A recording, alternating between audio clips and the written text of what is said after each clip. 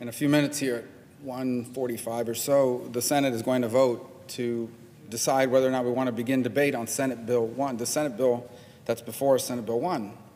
And this is the Strengthening America's Security in the Middle East Act. I want to remind everybody of why we began with this bill. I don't know what the number is, but I would say the overwhelming majority of the members of the Senate did not agree when the president decided that he was going to pull us out of Syria for various different reasons. And everybody was asking us, well, why don't you guys do something about it? And as you know, it's difficult for the Congress can't order the president to take military action. It can authorize it, it can fund it, it can defund it, but it can't compel it. That's the role of the commander-in-chief.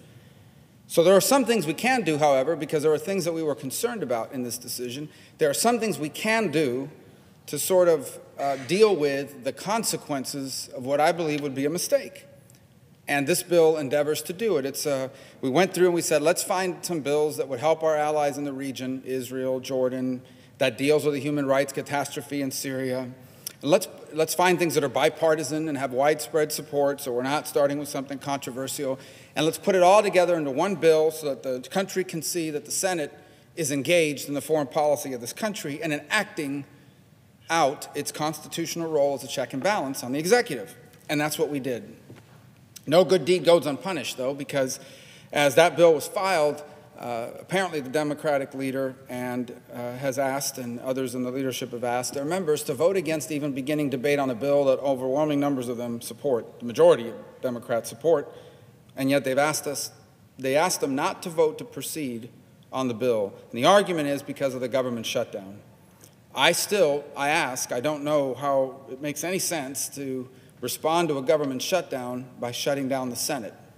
In essence, why did we even come up here this week? Obviously, they're not making any progress on the negotiations, it appears.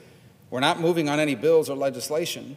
So I don't know if it gives people any comfort to know, well, at least the Senate's shut down too. I don't know how that fixes the government shutdown situation.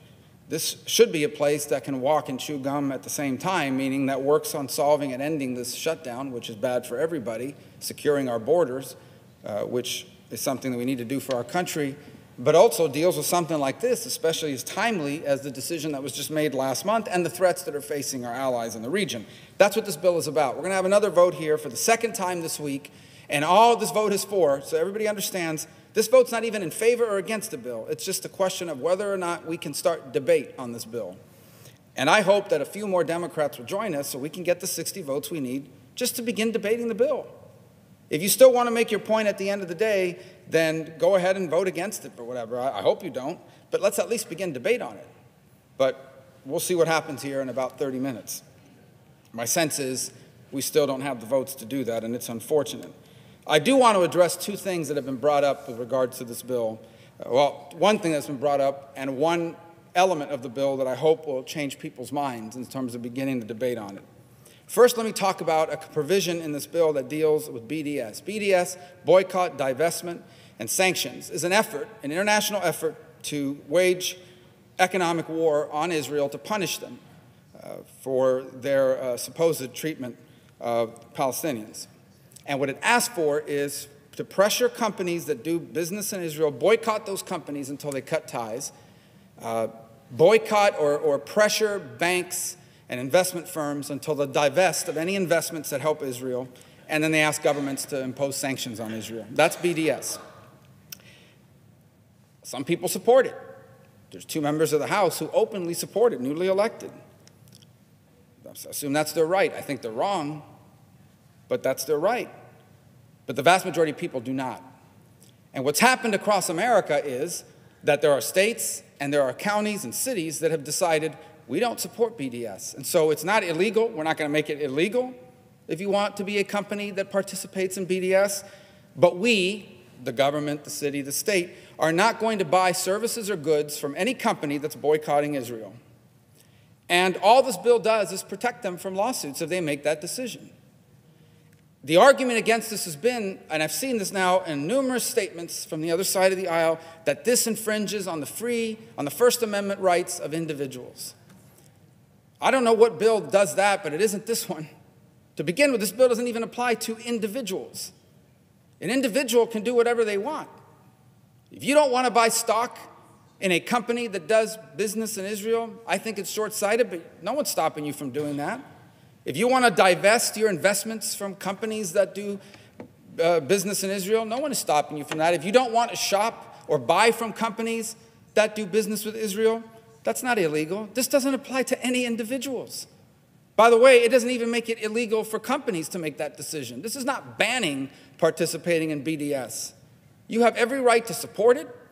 You're wrong, but you have every right to support it. You have every right to carry it out if you're a company or an individual.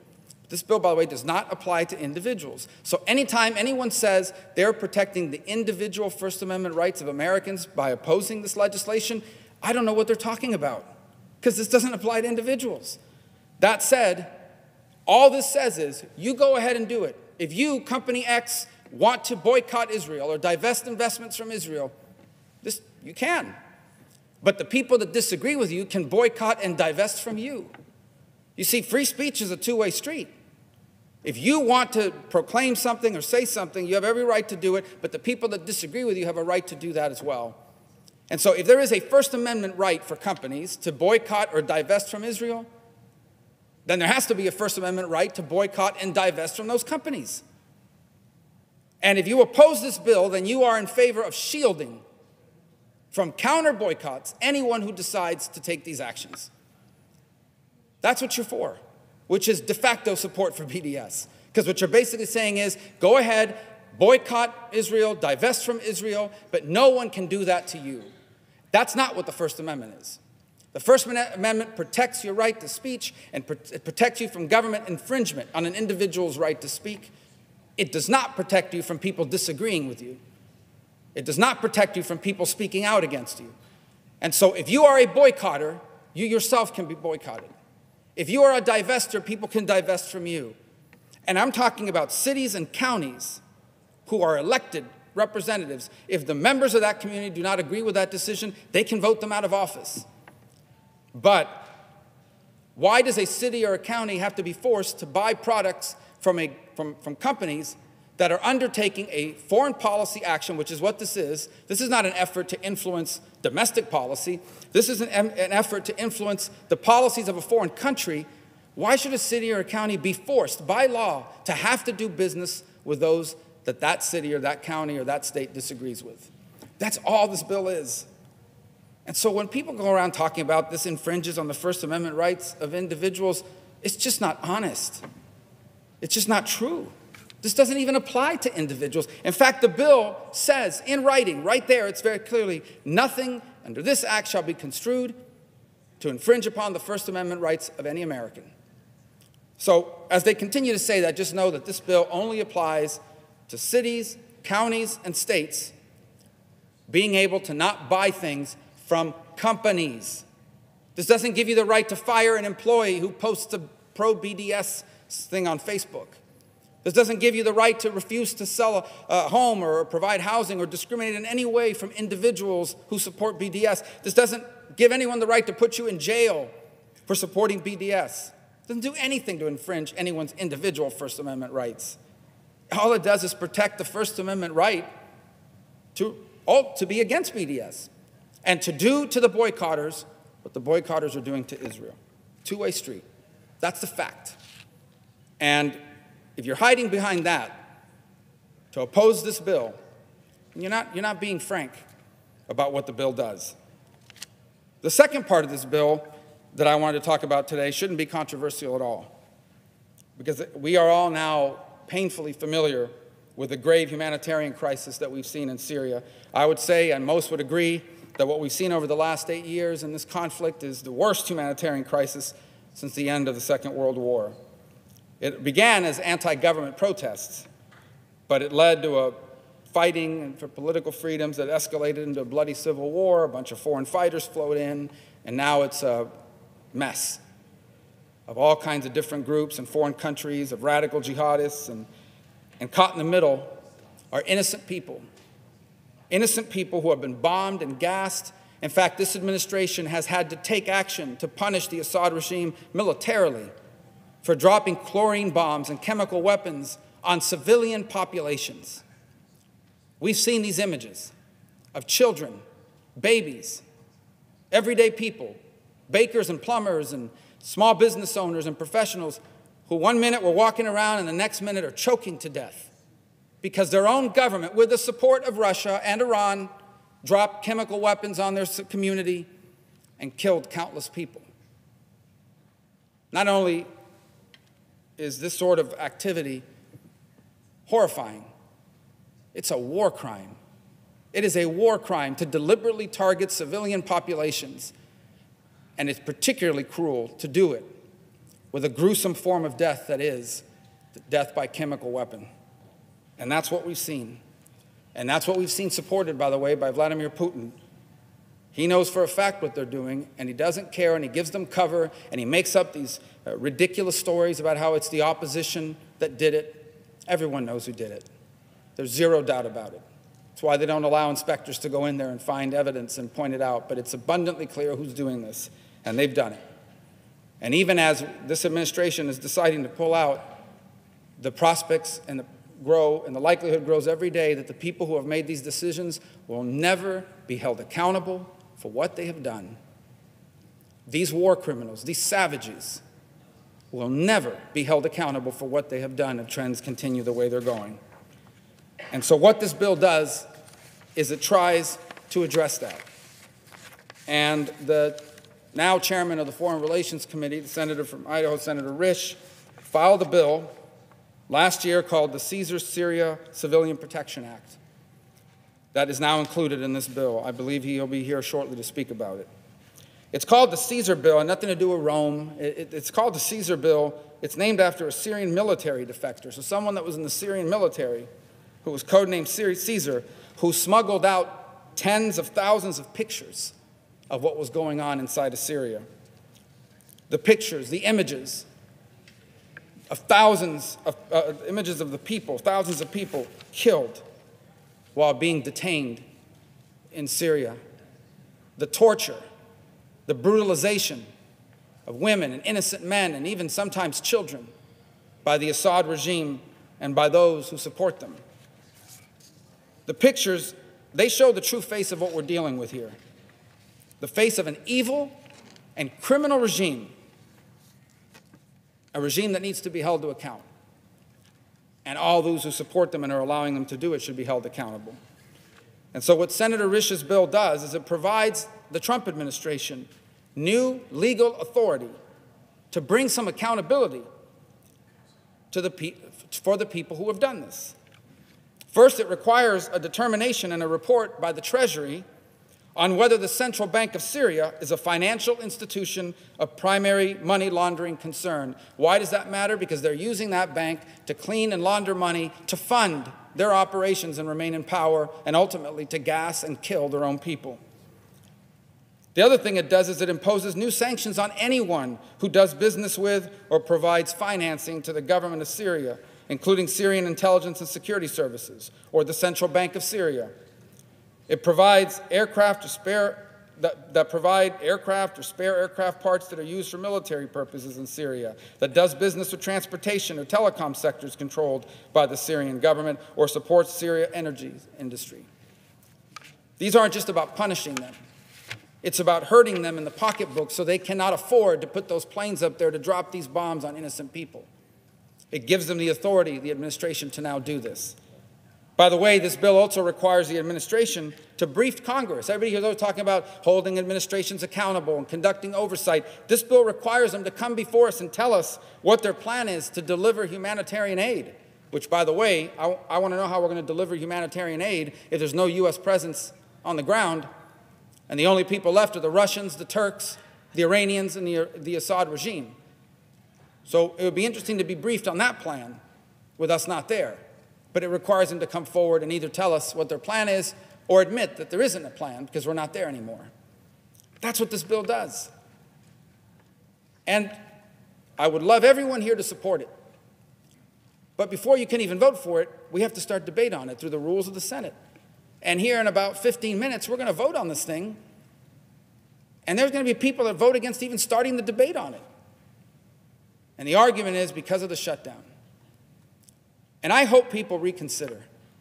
I don't understand the logic of it, but when you talk about the threats that are facing Israel, which the overwhelming majority of senators here say they're strong supporters of, when you talk about the importance of Jordan in that alliance with Israel, something that every single person here basically agrees with for the most part, and when you talk about these horrifying war crimes for which there should be some accountability, which I believe everybody here was outraged by, how does stopping a bill or refusing to move on to debating a bill that deals with those things help end the shutdown?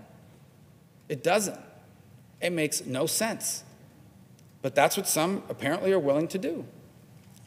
So they probably aren't watching at this point, probably off at their conference lunches or doing something else.